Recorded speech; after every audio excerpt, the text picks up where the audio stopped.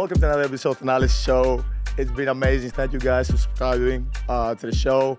I'll be trying my best, but today I have a legend. I have a legend today from New York, Seattle Storm, representing Sue Bird. Crowd goes wild. First of all, number one question that pops up online. Are you related to Larry Bird? I wish.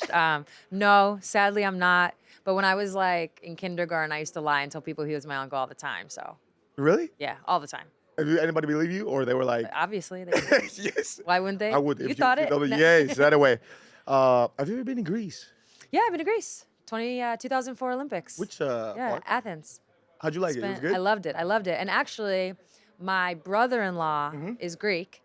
So my nieces are Oh. Greek. Listen, check it out. I got a little Zoe and Alexandra back there. Alexandra. Yeah, so they speak Greek. Okay. They're very into the Greek culture. So you guys are really big in their house, for real. Really? Yeah, they Thank watch the you, NBA for you two. Thank you. Like, Did well, you- your three brothers, yeah, yeah. all three of you. Do you know any Greek words? Not really. I think when they were younger, they used to say photos for the light. Photo. Yeah. Photo. So, yeah, When are not you coming really. back to Greece? When are you gonna come? back? I would love to. You know, I'm not joking. They're there right now. They Would go love to have you. my two little nieces. They're 11 and 9. Uh-huh. They go to a Greek camp every Yeah. year where they get to just like be in the culture and do like a normal kid camp.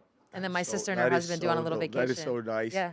I was thinking all the time. I'm like, man, I was trying to do like this open invite. I was still Yeah. talking to Giannis, like I want to do this open invite to everybody, in the States, because we, for the past, I think like 8 to 9 years, we've been like a little bit off the grid just because we spend Yeah. most of our off season there. Yeah. But we'd love to have you. Like, I we'd love would to love have to you go. to Greece. We do some camps. Yes. Enjoy They would, Athens. you know what I'm saying? They would lose their minds just you being there, talking to them a Yeah. little bit. But okay, I don't know about basketball. I want you to give me like, do you have a movie that would make you cry? What would be a movie that would make you cry? I cry in all the sports movies. Like anytime there's a big moment, it's so weird because like I've obviously won a lot. Yeah. I've never cried. Very rarely Yeah. did I cry like on a podium or raising the championship. In the moment, for me, I don't cry. But when I watch other people do it, tears. Tears. Like eh? name the movie. I literally every sports movie. So you've cried, like you watch Love and Basketball? You cry? Would you cry? That was a little different. That was a little different. So would you? Okay. So like She didn't win the championship, you know? yeah, but okay. Did you cry in which one's your basketball? Like your most basketball? I mean, like Hoosiers, Yeah. I cry. Okay. Actually, some of my favorite basketball movies though, because is when I was like a teenager. Mm-hmm. I don't remember crying on this one. Was like Blue Chips. You ever Okay. see Blue Chips? Above the Rim. Yeah. Those are like when I was, I was like 13, 14. Culture. Yeah. Oh yeah. Wise. Okay. Do you like what gets you like who are you like off the court? Like if you give me 3 words, like who is Sue off the court? Off the court. I mean, I'm pretty chill. Mm-hmm. I'm very organized. Okay. I think that's like the point guard in me. Like point Okay. guards are always so organized. You got to know what's going on. So I have a little bit of that off the court Yeah, too. think ahead. Yeah. Now that I'm on the other side, I'm doing media production. I'm seeing that come out in the media and production. And I also, I think I'm fun. I like to have fun. Okay. Right? I think all through my life, I always tried to have a balance, right? Super serious, like take your craft super seriously, like work hard, all those things. But you got to have a balance. So you have to have like a release too. So I don't know, hanging out with my friends. I'm 43 now, so going out is more I like that number. Yeah, by the way. okay. That's what I like. Going out now is more Yeah. like going to a restaurant, but I still like to Okay. have a good time. Do you ever think, like, man, like off the court, when did you start thinking like, okay, I could do so much more off the court than like, Yeah. Just Yeah, playing. not until later. Because I feel like, when I was coming out of when I was coming out of college, Yeah. I was 21 years old. It was 2002. Times were a little bit different. Like, you didn't really speak up a lot.